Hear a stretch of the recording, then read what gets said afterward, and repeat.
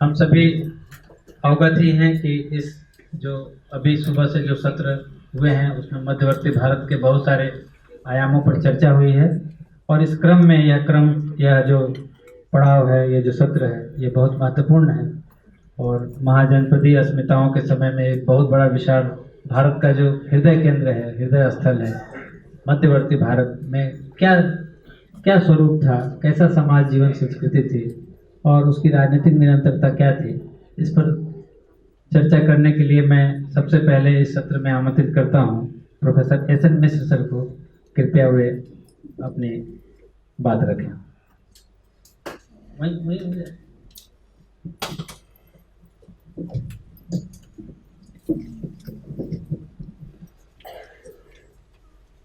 आदरणीय अध्यक्ष महोदय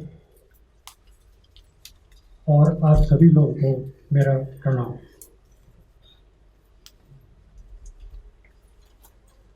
ये जो जनजाति के ऊपर यहाँ पर परिचर्चा और संगोष्ठी का आयोजन किया गया है,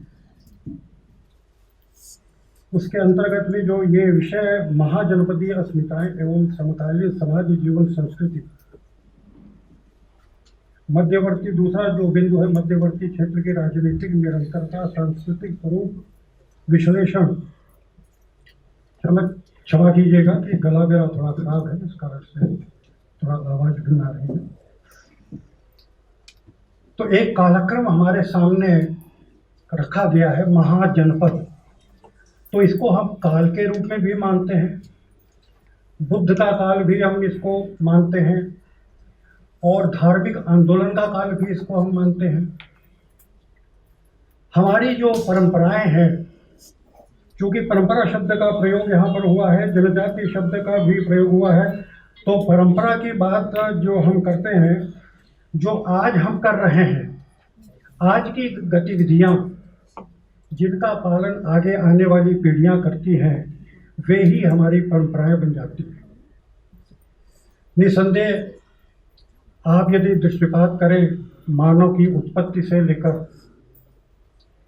तो ऐसा माना जाता है कि अफ्रीका के तंजानिया उर्दुबाई गोर्ज में मानव की उत्पत्ति हुई थी कभी 20 लाख साल पहले। वहाँ से उसका गमन होता है और दुनिया के अनेक प्रांतों में मानव पहुँचता है। दो प्रजातियों की बात आती है, रामापिथेकस और हनुमान पिथेकस। तो हनुमान पिथेकस तो आज भी हनुमान पिथेकस है, रामापिथेकस बदलकर आज मानव बन गया। इन्होंने जो कुछ भी गतिविधियां इधर उधर संचालित की, उनके साक्ष्य के रूप में हमारे सामने पाषाण उपकरण उपलब्ध होते हैं। ऐसा नहीं है कि मानव ने लकड़ी का प्रयोग न किया हो, हड्डियों का प्रयोग ना किया हो, हिरण के सींगों का प्रयोग ना किया हो, क्योंकि कुछ चीज़ें नश्वर होती है, नश्वर प्रकृति की होती हैं। काल उनको खा जाता है, नष्ट कर देता है और उनमें से केवल वे ही चीज़ें जीवित रह सकती हैं जो अकार्बनिक पदार्थ की होती है, जो कि पत्थर है। पत्थर का उपयोग मानव ने परंपरागत तरीके से किया है और वो परंपरागत तरीके से किए जो पत्थर की बनावट उनको देखने से मालूम पड़ता है, वो हमारे मध्य क्षेत्र में मिलता है। रानी दुर्गावती विश्वविद्यालय के पुरातत्व विभाग ने गौर नदी का पुरातात्विक अन्वेषण, हिरण नदी का पुरातात्विक अन्वेषण, कुछ उत्खनन कार्य उन स्थानों पर किए थे। प्रायः यह देखने में आया कि लगभग 1 लाख वर्ष पहले मानव मध्य क्षेत्र में आ चुका था और उसने एक विशाल क्षेत्र पर अपना कब्जा और गतिविधियां संचालित की थी। नर्मदा मैन की बात जब हम करते हैं तो 5 लाख साल पहले आता है, जो कि हथनोरा से प्राप्त हुआ था। हथनोरा तो होशंगाबाद के थोड़ा सा आगे है और जहाँ की बात मैं कर रहा हूँ वो हिरण और गौर नदी, वो जबलपुर के आसपास का इलाका है, पूर्वी मध्य प्रदेश का इलाका है। लेकिन वो इलाका अछूता नहीं रहा। पाषाण काल से पत्थर की जो औजार बनाने की परंपरा आई, इस संदर्भ में थोड़ा सा निवेदन करूंगा कि एक हमारे मित्र थे और हम गांव में जा रहे थे, कैंप लगाए थे। तो गांव के पास जब हम पहुंचे तो कैंप लगाए हुए अनजान लोगों को देखकर वहाँ के जो श्वान हैं वो भौंक पड़े और दौड़े हमारी तरफ। हमने पास में पत्थर उठाया और मार के उसको भगा दिया। तो हमारे मित्र बोलते हैं कि आपने पत्थर को हथियार के रूप में प्रयोग किया, ये हथियार नहीं है क्या? तो मैंने कहा यही तो मैं आपको समझाना चाह रहा था तब से कि पत्थर जो हमने हथियार के रूप में प्रयोग किया है वो औजार क्यों नहीं है। तो जब एक निश्चित आकृति और प्रकार और फलकीकरण आदि उसमें दिखाई दे रहा है तो वो निश्चित रूप से औजार है, जो कि आज हमको प्राप्त होते हैं। बाकी सब नश्वर चीजें नष्ट होकर चली जा चुकी है। इस क्षेत्र में पाषाण काल एक लंबे समय तक चलता रहा। हम देखते हैं कि उत्तर पश्चिम मध्य प्रदेश के आसपास के इलाकों में सैंधव संस्कृति से लेकर ताम्रपाषाणिक संस्कृतियां चलती रही, लौहकालीन संस्कृतियां आई, परंतु नर्मदा के दक्षिणी तट वहां पर हमको ये संस्कृतियां प्राप्त नहीं होती हैं। अब इसका मूल कारण क्या है हमको नहीं पता है। हम लोग खोजने का प्रयास करते हैं लेकिन हमको केवल पाषाण उपकरण ही प्राप्त हो रहे हैं। तो इससे ये तात्पर्य नहीं है कि केवल उत्तर पश्चिम भारत या मध्य प्रदेश का उत्तर पश्चिम भाग या उत्तरी भाग में ही केवल मानव बसता था, दक्षिण भाग में कोई था ही नहीं था। लेकिन उसको हम दूरस्थ प्रदेशों का मानते थे, जहाँ पर कि आमतौर पर साधारण मानव नहीं जाता है, उनको हम उस इलाके का मानते हैं। ये जनजातियां ही, जन का मतलब है समूह। यहाँ पर जो तात्पर्य आ रहा है मुझे पता नहीं कि अनुसूचित जनजाति है कि जनजाति है। जन का मतलब होता है समूह, समूह में रहने वाली जातियां। तो निस्संदेह इस पूरे इलाके में जो जबलपुर का इलाका है और नर्मदा के दक्षिण का इलाका है, यहाँ पर जनजातियां निवास करती रही हैं, जिनके बारे में हमको मालूम नहीं चल पाता है। कालांतर में ये जनजातियां और भी गहराई पर चली जाती हैं, जो जो सभ्यता आगे की ओर बढ़ती है।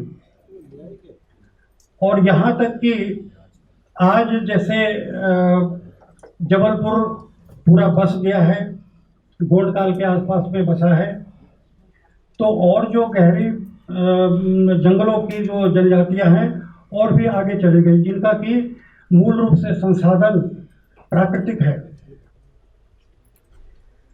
कालांतर में लगभग गोंड काल में आकर वहां पर बसावट होती है।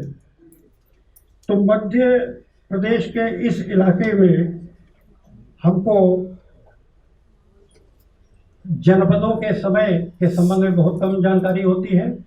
उसके बाद में गुप्त काल के संबंध में भी बहुत कम जानकारी है। केवल तिगवा जैसे स्थान पर हमको जानकारी प्राप्त होती है। मौर्य काल में रूपनाथ नामक एक स्थान है जहाँ पर शिलालेख पाया गया है।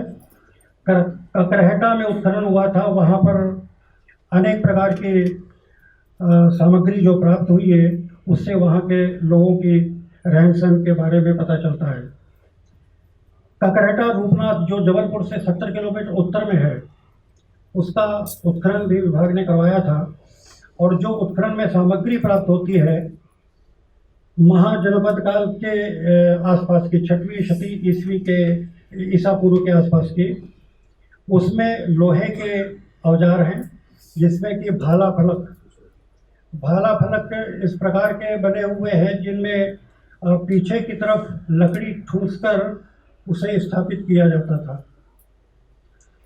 इसके अतिरिक्त भाले नुकीले प्रकार के भी प्राप्त हुए, जो कि सरिया के प्रकार के होते हैं। छेनी मिलती है लोहा काटने वाली।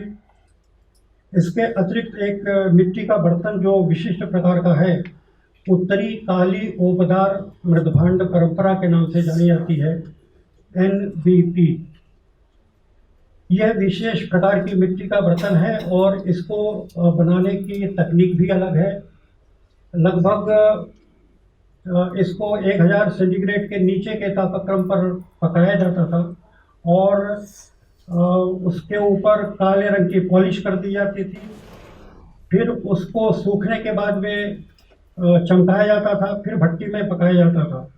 इस प्रकार से उसकी आभा कभी कभी स्वर्णिम, कभी कभी रजत, कभी कभी स्टील के समान प्राप्त होती है। और ये परंपरा लगभग वहाँ पर जो भी मध्य प्रदेश के एरन, त्रिपुरी, ककरेटा, पाटन, उज्जैन, नागदा, बेसनगर और नावदा टोली, गिलौली खेड़ा, कोटरा, नागनेर आदि स्थानों से इसी प्रकार के मिट्टी के बर्तन देखने को मिलते हैं और ये परंपरा मालवा तक फैल चुकी थी।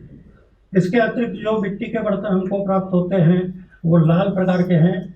तो ऐसा माना जाता है कि भट्टी में उसको 1000 डिग्री सेंटीग्रेड के ऊपर तापक्रम पर पकाया गया है। उसके फलस्वरूप उसका ऑक्सीकरण हो जाता है और मिट्टी का बर्तन लाल हो जाता है।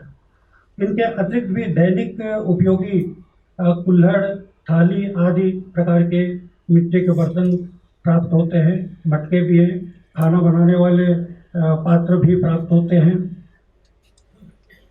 तो ये परंपरा हमको उत्खनन के माध्यम से जानकारी मिलती है जो कि वहाँ पर दबी हुई है।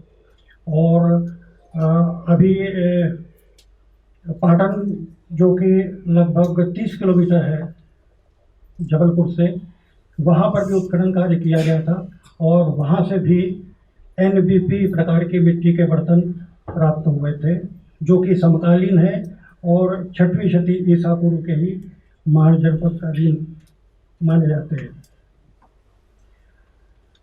ऐसा आप लोगों को सुनकर आश्चर्य होगा कि मानव अपने आभूषण के रूप में मिट्टी की चूड़ियों का प्रयोग करता था।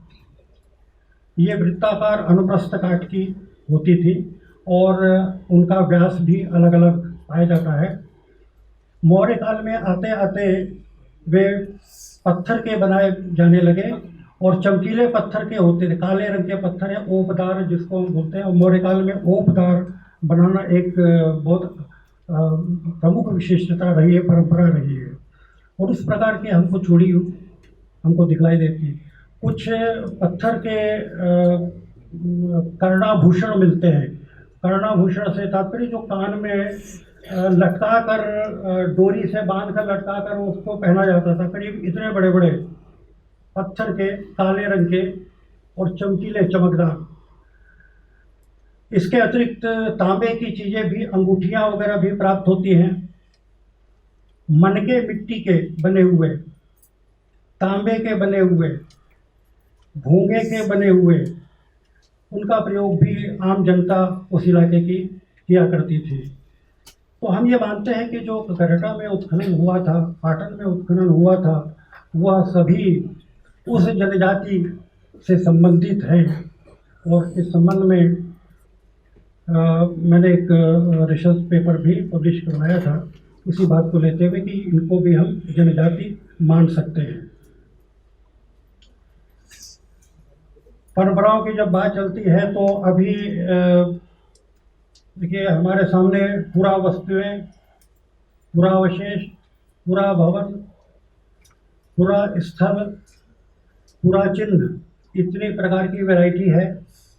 इसके अतिरिक्त मंदिर, लेखन कला, सिक्के वगैरह भी महाजनपद काल के वहाँ पर प्राप्त नहीं होते किसी भी प्रकार के। लेखन कला के संबंध में केवल मौर्यकालीन अभिलेख उपलब्ध हैं, उससे पहले के अभिलेख नहीं है।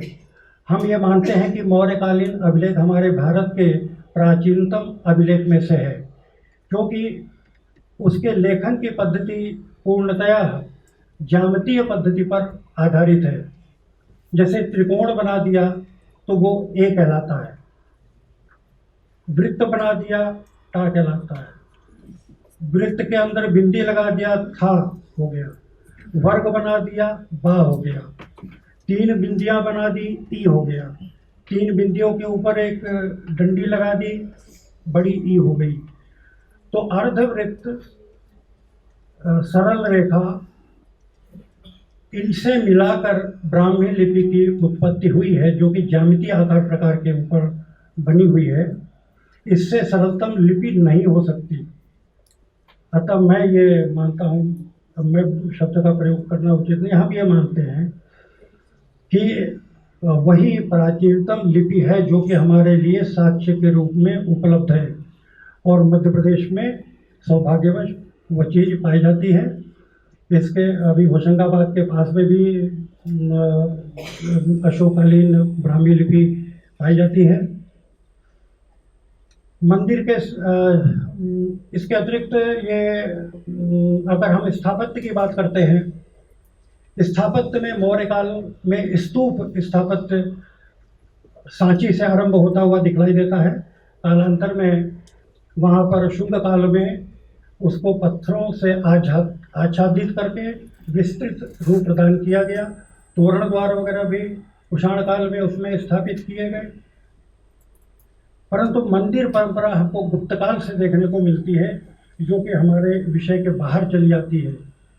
कभी आपको जिज्ञासा और कुछ पूछना हो तो हमसे ज़रूर बात कर लीजिएगा। मैं इसी के साथ में अपना वक्तव्य समाप्त करता हूँ कि आप लोगों को जो कुछ भी पूछना है तो आप चर्चा में पूछ सकते हैं। इसी इलाके के संबंध में हम कुछ बता सकेंगे, ऐसी मैं आशा करता हूँ। धन्यवाद।